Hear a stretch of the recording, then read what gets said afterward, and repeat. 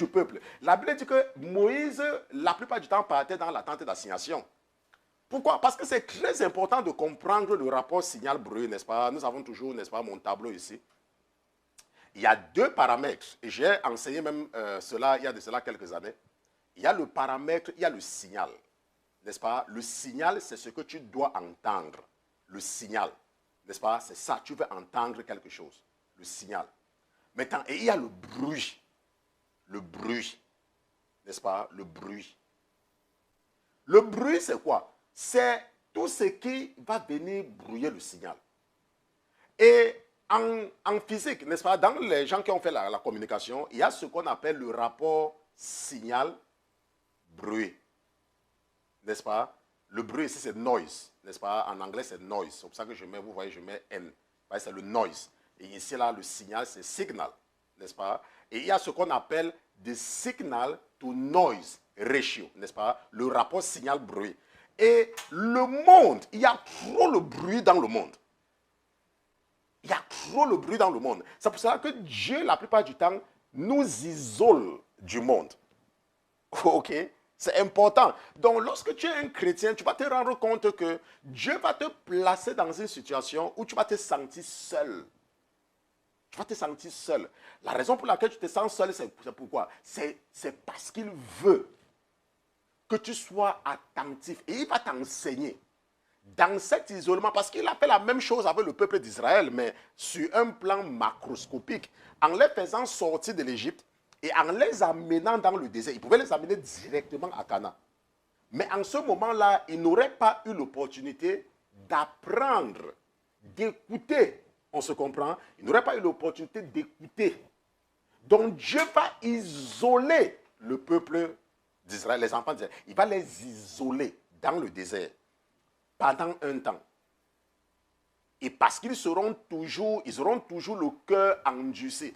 Pourquoi? Parce que rappelez-vous, ils ont beaucoup duré en Égypte.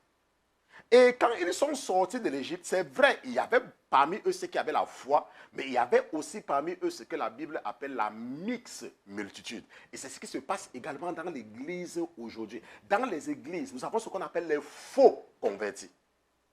Les gens qui sont là seulement pour venir nous encourager, étant dans l'église, à nous intéresser à la chair.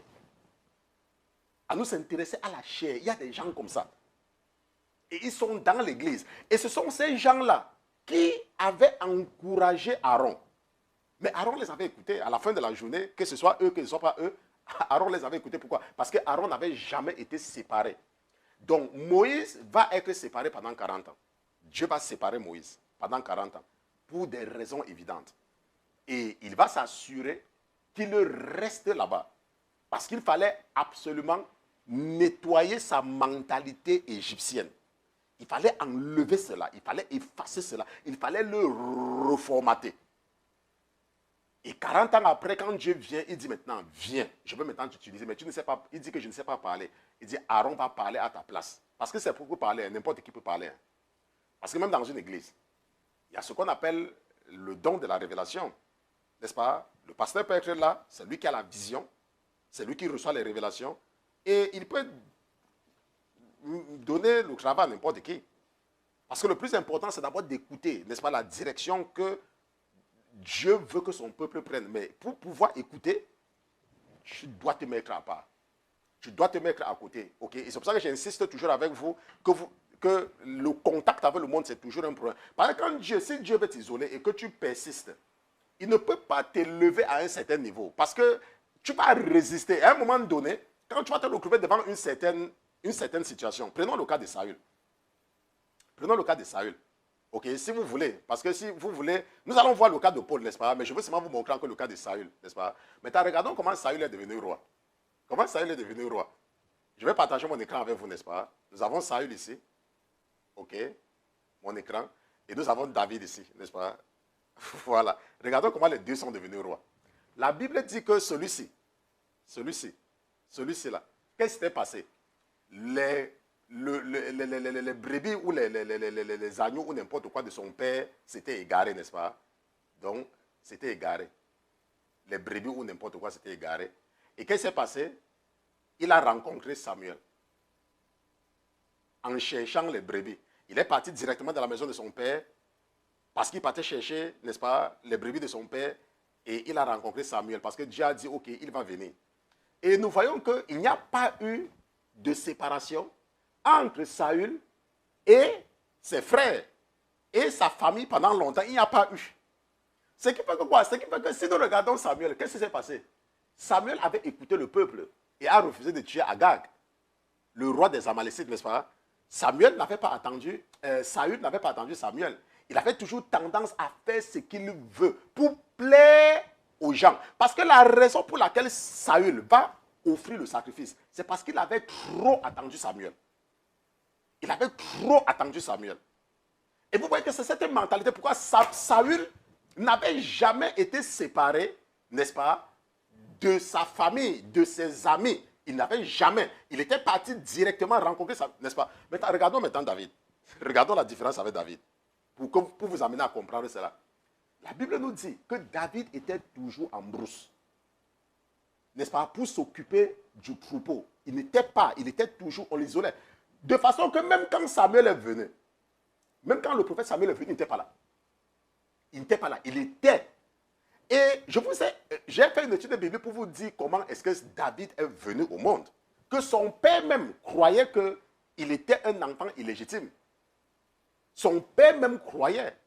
Parce que la mère de David s'était entendue avec la femme de ménage. Il s'était entendu. Et elle a pris sa place la nuit quand le père de David partait vers elle.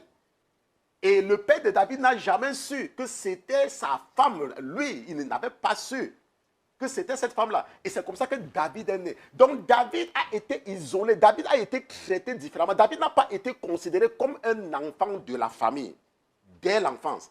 Et vous voyez donc que maintenant, ce qui fait que quoi? Ce qui fait que David était beaucoup plus attentif à la voix de l'esprit.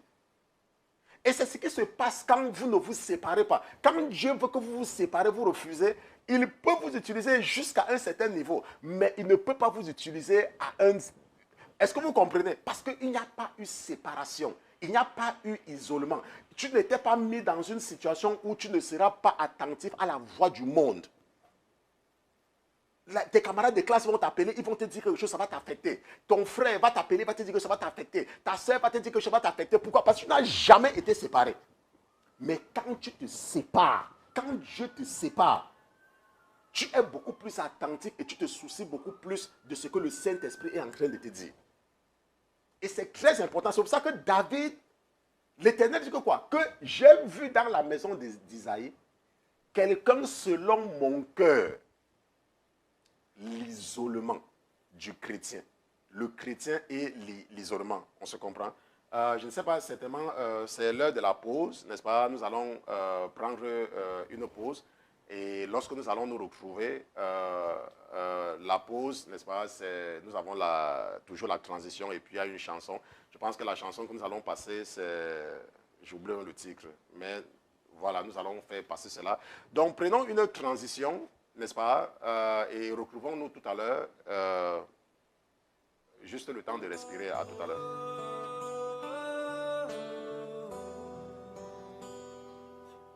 Donc, nous partons directement avec la chanson de transition.